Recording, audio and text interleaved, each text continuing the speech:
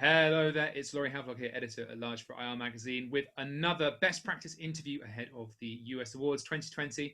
I'm delighted to be welcome Sri Maddipati, the Vice President, Treasurer and Investor Relations for CMS Energy. Sri, great to have you here. Thanks for having me. Appreciate it. I say great to have you here. Of course, great to have you in in your own home and me in my own home as well. Obviously, doing this in slightly the word strange has been overused at the moment, but circumstances we've all been getting used to. And I guess a small question to start, really, being that we've had in the past 12 months, 6 months of relative business as usual and 6 months of adjusting to a whole host of new situations. How would you characterize it from an IR perspective the last year or so? Well, strange is probably the operative word, but it's different and it's challenging. But I've actually found that what it's enabled us to do is to innovate. We're doing things that we've always talked about doing, but we're doing them quicker, and we're pulling forward implementation of a lot of different technology platforms. So I would say it's been fascinating. It's been fast-paced as well. Given all the changes that are going on in the world, investors want to hear from us now more frequently and with more up-to-date information. So it's been fast-paced, but it's been rewarding as well. I'm glad to hear it's been rewarding. I imagine there's been a bit of a renewed focus on a different set of internal issues, perhaps, and investors focusing on new issues. And most of the IRs I've been speaking to recently have said there's been a renewed focus on ESG factors, particularly at the moment. And I guess the S factor might be particularly relevant for US companies, given there's a lot of focus not only on kind of diversity and inclusion sort of data and factors, but also safety of employees and the like. Has that been something that CMS have been tackling? Oh, absolutely. So I would say ESG has always been a focus for us. We've always branded it people, planet, and profit. Fits nicely within the environmental, social, and governance. And so people lines up nicely with the social aspect of what folks are talking about. We're a U.S. utility company, so environmental has always been top of mind, carbon emissions, power plants, and the like. But the role that public utilities play is particularly as it relates to social issues, I think is important. We provide an essential social good and essential public service. And so how we treat our employees, how we treat our communities has been of vital importance. Our work with both regulators as well as customers to try to enable them during this very challenging time has been critical. And investors have definitely asked about it and wondered about it and want to know, because your license to operate or your ability to have a regulatory compact that works is key to having good social relations with both regulators and your customers and all of your stakeholders, frankly. So it's been something that's been very top of mind for folks. And that we've been answering more questions about recently. Yeah, interesting. And I saw that you've just appointed a new CDO, that's Angela Tompkins. Obviously, early days and a lot for her to get her head around in that role. But you work quite closely with D&I and other teams at CMS and reporting on this sort of data quite a lot. Is that correct? Yeah, that's right. We've got a pretty expansive ESG program. Like I said, people, planet, profit, and we report out annually on that, have presentations and reports. What I will say that's great about having Angela promoted to our CDO, she's been in charge of our DE&I efforts and co-authored that with our senior management team over the past few years. So it's not something new for us. I think it's an elevation of a role that she's been playing for quite some time, which I think is fantastic. But while Angela's in charge of leading the strategy, it's DE&I is not on just her. It's on the whole organization, senior management, IR, everybody all the way through.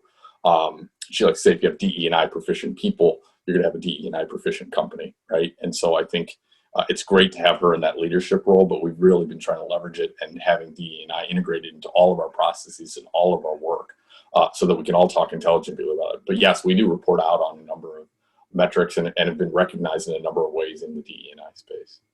Yeah, absolutely. And I guess you'll get relevant folks to come and can speak to investors when it's relevant as well. Yes, absolutely. And like I said though, Angela can speak with the depth, but she's in charge of leading the actual strategy. Sometimes IR, we talk about what we've done, we don't actually do the doing.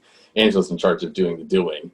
And sometimes it's helpful to have the person who's actually executing that work talk to folks. So the same way that we have folks who go out and talk about how our power plants operate, how our gas system operates. We have something similar for how our regulatory systems operate. And I'll have somebody who can talk to how our diversity and DE&I strategy works as well. It sounds like your investors are almost spoiled, for a choice of people to speak to. I wondered. You mentioned obviously it's been a time to innovate in IR, which is it's great to hear at a time like this. I wonder what sort of changes you've made to your IR program, both whether it's as simple as the short-term changes, presumably not out on the road and virtual events and the like, but also in the long term, whether there's any of those changes you think are going to stick for the foreseeable. Yeah, sure. One is collaboration tools. I think have been really helpful for us as we work remotely.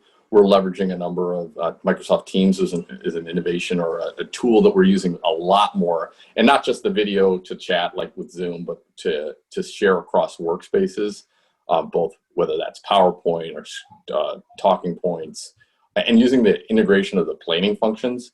What you find is when you're working in a collaborative space, you can bounce ideas off each other really quickly and more dynamically. When you're doing it remotely, that can be a bit harder, but the benefit of that is it forces you to plan, right? And your planning becomes more important and more relevant. And so we've really used technology to layer on top of existing processes to help speed up the automation and speed up our ability to collaborate with each other more seamlessly. There's no version control issues. There's no questions around when things are due. All those things have been kind of leveraged through technology collaboration tools. Yeah, that's interesting. I mean, I gotta say at IM Magazine, we've tried to use these things before, and obviously you're still party to the same pitfalls as any bit of collaboration software. It requires everyone's buy-in, but it sounds like you guys have got that internally. I just wanted to circle back. We mentioned already talking about section leaders and business experts at CMS Energy. Your CEO and CFO were recognized at last year's IR Magazine Awards for their contribution to IR. I wondered if they have also been, front and center of your communications at the moment, particularly in lockdown. It must be quite hard to get them, when you're already challenging for their time, and attention. It must be quite even harder at the moment to get their buy-in. One of the hallmarks of our program that I've really been proud of is the engagement from our senior management at all levels. In particular, obviously our CEO and CFO. I would actually tell you it's easier to get them because they put priority on that, and now they don't have to travel. They're not spending 8 of their hours on a plane or traveling between offices in a city in the car. They can actually hop in and hop off and then be back at their desk, right, for the afternoon if need be. So we've actually been able to leverage their time even more effectively now, just given the framework that we're in. So I would actually say because they're engaged and they're already holding their time to engage with investors, they're actually now able to do more of the investor engagement and still get back to their day job. That's great. So perhaps that's something you can take into the future. Just don't let them know that the lockdown's over and yes, exactly. That's still have a monopoly on their time. With that in mind, there are going to be a lot of changes to. I say a lot, but I guess some of the core tenets of good IR are going to remain the same, but some will maybe change. What do you think the kind of hallmarks of great IR will be if we're looking, across the sector, across the market, but ahead into the future in this, new world? I think the methods in which we communicate with each other are obviously going to change, but I don't think the communication itself is going to change. I think the hallmarks of a great IR program are going to be the same as they've always been: open, honest communication, let investors know what's happening with the company, let them know in a timely manner and in an equitable manner, right? Having proper disclosures and filing and discussion with investors is going to be key. I don't think that's going to change because of the pandemic. I think actually what's going to happen is we're going to be able to have more touch points more frequently across a wider investor base. I mean, I'll give you the example of, if you want to see investors in Europe, might make that trip to Europe, or you might make that trip to Australia or wherever it may be. But you're only going to do that once or twice a year. Now that we have this virtual format that we're also used to using, or it's become normal, I find that we're going to have more touch points more frequently with a broader array of investors. And I think that's going to be one of the differences is what you used to be able to get away with as maybe a once a quarter or twice a year touch point. I think the ability to leverage technology to have a more frequent touch point is going to be a hallmark of a great IR program in the future. Yeah, I think, like you say, it's something we've heard from a number of nominees for the awards, is that this is going to be a kind of hybrid approach that goes ahead. And not asking, I hope I'm not asking you to repeat yourself, but if you look at your own IR efforts and your own team and everything you do at CMS Energy, what do you think makes that sets that IR effort apart from those of your peers? What are you most proud of about your IR effort? I'm definitely proud of the team itself. They are an incredibly hardworking group of people, and they just dedicate themselves to our owners. I think the one thing that the words matter.